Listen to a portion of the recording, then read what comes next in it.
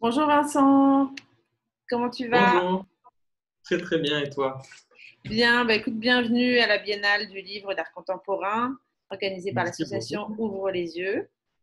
On est très Merci de content m'inviter. de t'avoir avec nous. Euh, voilà, on va discuter pendant près de 10 minutes, un quart d'heure de ton Mhm. travail. Alors pour te présenter, donc tu es artiste plasticien, tu vis et travailles à Paris. Tu es diplômé de l'école de Boulle en sculpture sur bois et des Beaux-Arts de Paris à l'atelier Arndt. Mhm. Pour résumer, vraiment en grand résumé, ton travail se scinde en deux parties, la sculpture et la photographie. Pour la partie de la sculpture, tu travailles à partir de l'observation de lieux que tu vas questionner et d'où tu vas tirer de la matière et des éléments visuels. Tu travailles entre autres avec des morceaux d'arbre, de l'acier, de la pierre. Bon, bref, tu nous expliqueras. Et pour la Ouais. photographie, tu parles aussi d'éléments observables. Tu me disais tout à l'heure que les images viennent perturber la vision du réel que l'on se fait. Donc ça, c'est pareil, Mhm. je pense que tu pourras nous en toucher un mot tout à l'heure. Et tu vas Mhm. présenter deux sculptures. Mhm. Donc voilà, je vais te laisser la parole. Et encore merci vraiment d'être parmi nous. Et voilà, on est très content Merci à toi de pour cette découvrir ton invitation. travail. Oui, moi je vais revenir un tout petit peu en arrière. Effectivement, on a brièvement parlé de mon point de départ, l'école Boulle, qui est une formation plutôt d'artisanat. Moi, j'ai une attraction assez particulière pour les arbres depuis toujours et je me suis orienté après un bac, une formation assez classique, vers cette école pour me rapprocher de la matière bois. J'avais envie de me rapprocher de cette matière qui m'attirait. Donc, j'ai d'abord fait une formation en ébénisterie, puis une formation en sculpture sur bois, un diplôme de métier d'art. Et à la fin de ce diplôme, en fait, je me suis rendu compte que ce qui m'intéressait plus que le bois lui-même, c'était l'arbre. Donc, c'était revenir à Mhm. l'essence même de ce qui produit cette matière, à savoir cet être vivant arbre qui m'a toujours passionné et j'ai eu envie effectivement euh, de questionner déjà ce qu'est l'arbre, pas d'une manière scientifique du tout, parce que moi je n'étais pas capable, moi c'était une vision Humaine. plus manufacturée, plus manuelle, plus humaine, euh, en tout cas plus rêvée, quoi. Même si Mhm. les scientifiques sont de grands rêveurs. Oui, bien Euh, sûr. j'avais envie de, J'avais envie effectivement de creuser cette question d'un point de vue artistique. Et donc, c'est les Beaux-Arts de Paris qui m'ont semblé être la continuité logique pour creuser un petit peu mes questionnements, mes envies sur l'arbre. Et donc, mon parcours a été dans la continuité de cette école, donc une volonté d'en apprendre un petit peu plus via la sculpture sur bois, mais j'ai découvert bien d'autres domaines. Donc j'ai commencé à travailler la forge, on parlait d'acier tout à l'heure. Mhm. Le verre via un échange, un Erasmus qui a été fondamental pour moi en Suède, un Mhm. échange où j'ai pu aller voir le plus vieil arbre du monde, Waouh. un arbre qui a près de 10 000 ans, Ouais. qui s'appelle Old Chico. Et, euh, et donc voilà, le verre, le bronze, différentes matières, et le bois est resté le cœur de mon travail. À côté de ça, ce qui a été très important pour moi, j'avais déjà commencé un petit peu la photographie avant, mais j'ai eu une approche beaucoup plus creusée, beaucoup plus ancrée au cours des beaux-arts. La photographie a vraiment apporté quelque chose à mon travail et est venue compléter ce Compléter, que je c'est trouvais ça. avec la sculpture.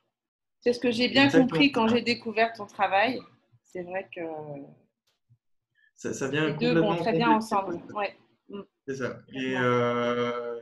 Et je trouve des choses dans la sculpture que je ne trouve pas dans la photographie, et Ouais. inversement. La photographie, Ouais, ouais, ce sont exactement. pour moi, en fait, C'est... De toute façon, on peut voir, on pourra découvrir ton travail. Bien sûr, là, c'est mhm, une interview courte, mais on peut découvrir ton travail qui va être mis sur la plateforme de la Biennale comme invité spécial. mhm. Et du coup, les gens pourront bien sûr aller voir plus amplement différentes œuvres. Tout à fait, oui. Voilà. Donc, de toute façon, pour le Différentes public. facettes et différents matériaux du travail, effectivement. Et donc voilà, il y a ces deux phases-là. Et dernièrement, il s'est passé ce qui s'est passé avec que le virus. Du coup, tout s'est un petit peu bouleversé pour tout le monde, y compris pour moi aussi. Plus la possibilité de travailler dans mon atelier, plus la possibilité de sortir vraiment. Et du coup, il y a eu un travail un peu plus introspectif. Et cette introspection m'a donné envie d'écrire. Je suis quelqu'un qui écrit assez régulièrement, mais une envie, en fin de compte, d'amener des mots, pas en tant que, sans avoir du tout la prétention d'être un auteur ou d'être écrivain. C'était pas du tout ça pas du tout ça la volonté. Simplement de mettre des mots, un simple humain, marcheur, promeneur qui marche dans les forêts, qui a un regard assez pointu, aigu les forêts, sur l'environnement, sur les différents éléments qui y sont, et une envie de mettre des mots sur des ressentis à la fois ancrés dans un passé, à la fois ancrés complètement dans un présent. Et du coup, une série de sculptures. Donc, il y en a 2 réalisées pour l'instant. Il y en aura 4 au total, a priori. 2 sculptures sont nées de ça, de cette envie Donc, le de lien confronter. entre le mot et finalement la matière. Exactement, le lien entre le mot et la matière, le lien entre l'écriture même et l'humain ancré dans son temps. C'est-à-dire que ces sculptures, j'en parle encore un tout petit peu et puis je montre des images. Tu peux, si tu veux, montrer tes images. Ouais, Ou même, directement. ouais, voilà, on peut aussi, voilà. A priori, Génial. voilà. Donc, c'est cette sculpture-là, dans la continuité, on le verra dans mes autres travaux, dans la continuité de pièces que j'ai pu faire qui s'appellent Plus loin dans la forêt. Donc, c'est des grandes cabanes qui sont fabriquées avec des bois de châtaignier, ces éléments-là. Donc, il y a celle-ci et celle-ci. Donc, c'est les 2 sculptures terminées où le texte est écrit sur un papier fait de champignons. C'est un papier fongique que je récupère au creux dans les arbres qui sont morts, qui sont tombés. D'accord. Et dans ces arbres, il y a des feuilles de champignons j'en ai fait un papier.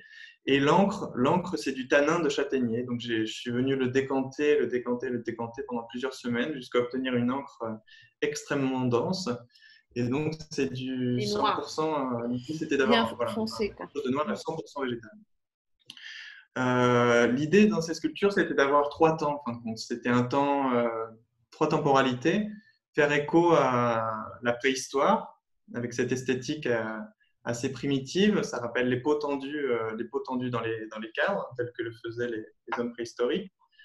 L'histoire avec un grand H, l'histoire, là où est née l'histoire, donc l'écriture, la naissance de l'écriture, la présence de l'écriture représente cette histoire, et le temps contemporain avec le sujet même des textes qui sont de l'ordre de l'intime, donc c'est mes pensées, et ça concerne mes pensées, ça ne se veut pas du tout moralisateur ou quelque chose de la sorte. Ce sont simplement mes pensées d'humain. Donc je vais lire. Voilà, on Je vais t'écoute.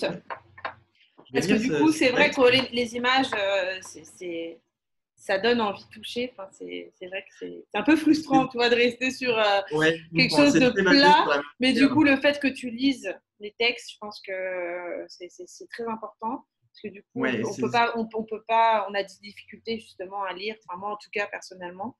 Du coup, si tu lis, bah, ça nous ouvre sur puis l'œuvre, on est enfin, là pour je parler de pense. texte aussi. Donc, J'espère que ça va pas couper, qu'on va avoir Internet. On a eu une petite coupure tout à l'heure, mais là, ça a l'air de rester. croisons les doigts. Ouais, voilà, j'espère. Euh, Croisons les doigts. Donc ça parle vraiment de mon rapport intime et de la sorte de dualité qui s'opère entre ce qu'on est, ce qu'on croit être.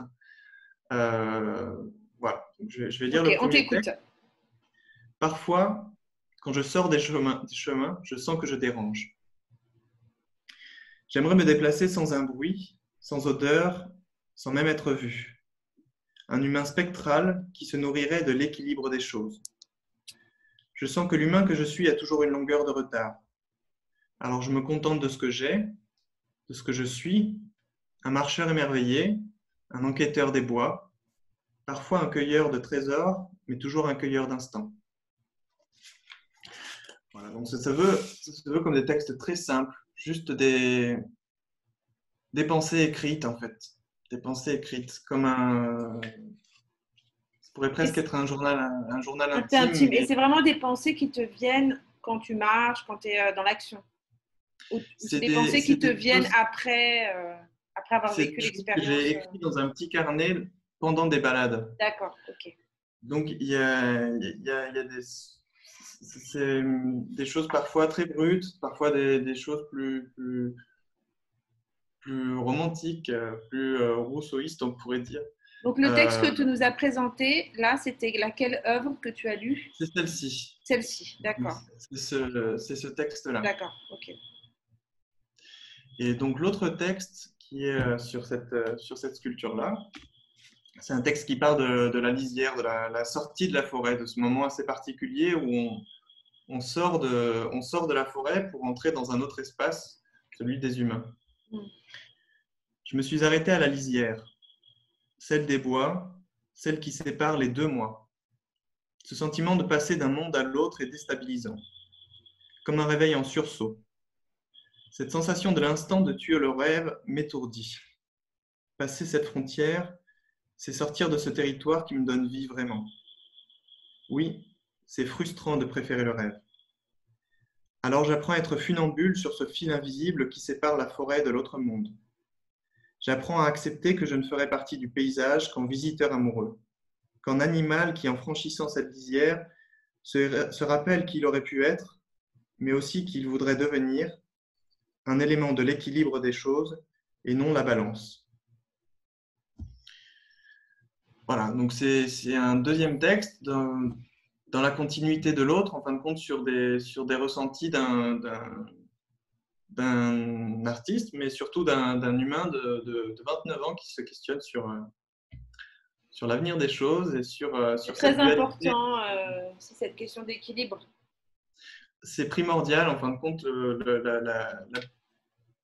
la plupart de mes recherches en forêt se basent sur la quête de représentation d'équilibre dans le sauvage. C'est-à-dire que en marchant, on se rend compte que d'un point de vue humain, rien n'est parfait, mais l'ensemble est parfait. C'est-à-dire que tout fonctionne en cohérence, tout fonctionne comme ça doit fonctionner. Et dès l'instant où il y a des déséquilibres, puisque je m'intéresse aussi aux déséquilibres, bien souvent, ces déséquilibres, on voit qu'ils ont pour point de départ l'impact humain. Et ça, c'est quelque chose qui m'intéresse. Donc, oui, je valide, je survalide même ta remarque sur l'équilibre. C'est le fondement de mon travail. En fait, c'est la recherche de ces deux choses, soit l'équilibre, soit le déséquilibre. Effectivement, C'est vrai, on peut découvrir dans toutes tes œuvres justement ce travail sur l'équilibre et ou ce déséquilibre. Et c'est vrai que là, on a une présentation de deux œuvres, donc ça donne vraiment envie d'aller découvrir tes autres travaux qui sont vraiment splendides.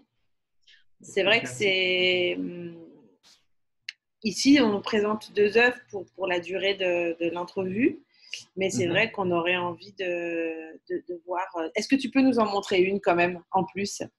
Oui, bien sûr. On parlait de l'équilibre. Alors, c'est une sculpture Pour pouvoir qui finir s'appelle. l'entrevue sur quelque chose qui nous donnerait encore en plus envie d'aller voir. Alors, on va regarder cette sculpture. Donc, c'est une grande sculpture Mhm. en acier forgé. C'est une sculpture qui fait près de 9 mètres de long et qui repose sur sur le point d'équilibre parfait. Donc, elle repose sur 1 millimètre. Ça s'appelle l'ombre des bambous parce que ça fait écho à un haïku de Natsume Soseki Mhm. je peux parler de ce petit haïku. Le haïku dit: l'ombre des bambous caresse les marches de l'escalier, mais la poussière demeure. Et donc, on a l'ombre pour le soleil, les bambous pour le végétal, caresse pour le vent, poussière pour la terre, demeure pour le temps. On a tous les éléments qui se regroupent et qui fusionnent au sein d'un petit texte. Et moi, j'ai voulu représenter ça effectivement à travers une sculpture qui est sur le point d'équilibre parfait, comme je le disais, et le simple mouvement d'air des visiteurs autour de cette sculpture met la sculpture en mouvement. Ah, super. Donc, c'est un mouvement léger de balancier, comme les branches d'arbres dans le vent, ou comme effectivement quelque chose qui ralentirait le temps, en tout cas qui serait vraiment ancré Ouais. dans le temps naturel et pas dans un temps que l'humain cherche à créer. Oui, et c'est très fin. Et puis, je trouve que c'est aussi parler de limites et de bords. Enfin, moi, c'est mon interprétation. Mhm. Et du coup, c'est quelque chose de fragile et à la fois, c'est solide. Oui, c'est Bon, ça, ça joue comme ça c'est de sur des l'acier mots. forgé, ça fait presque 100 kilos, donc c'est quelque chose de non manipulable, mais en même temps, ça, la Quand volonté on le voit de quelque chose qui visuellement, on a peut l'impression que c'est tout léger. En fait, justement, être. c'est ça l'incroyable. C'est que tu viens de me dire que c'est très très lourd et que c'est difficilement manipulable. Et en fait, Oui, oui. visuellement, on a l'impression que c'est très très léger et justement que ça vole. Enfin, Mm. c'est, Bah, encore une fois, c'est un peu sur la dualité entre mm, l'équilibre et le déséquilibre. Donc, c'est sur mm. l'ancrage à la terre, l'attraction, mais en même temps quelque chose qui se veut très aérien, quoi. Ouais. Écoute, merci beaucoup, vraiment. Merci beaucoup, Maud. C'est vrai que c'est un peu frustrant parce que c'est court, mais l'idée aussi, c'est qu'on puisse parler, qu'on puisse diffuser une entrevue comme cela. Ça permettra déjà au public de te connaître et d'aller voir plus Mhm. loin. Et, et voilà, de toute façon, moi, je te retrouverai après. Je vais te Mais dire au oui, revoir là, mais je te reprends après pour qu'on continue de discuter. on fait Et comme ça. merci en tout cas, merci beaucoup. Merci à toi infiniment. Vraiment, tu es le Ça fait bienvenu dans plaisir. cette première édition de la Biennale d'art contemporain qui est prévue à Bazancourt, dans un petit village de l'Oise. Et avec l'association Ouvre les yeux, on est très content d'avoir pu découvrir ton travail. Et voilà, on espère que plus tard, tu pourras venir exposer tes œuvres dans notre église à Mais Bazancourt. avec grand Ce plaisir. serait magnifique, Avec vraiment grand plaisir. génial. Donc, je te dis au revoir et merci beaucoup. Et je te reprends moi tout à l'heure Sans en privé. problème, à Voilà. bientôt et puis merci Merci, à encore. bientôt, Vincent. Au Merci revoir. beaucoup. Merci.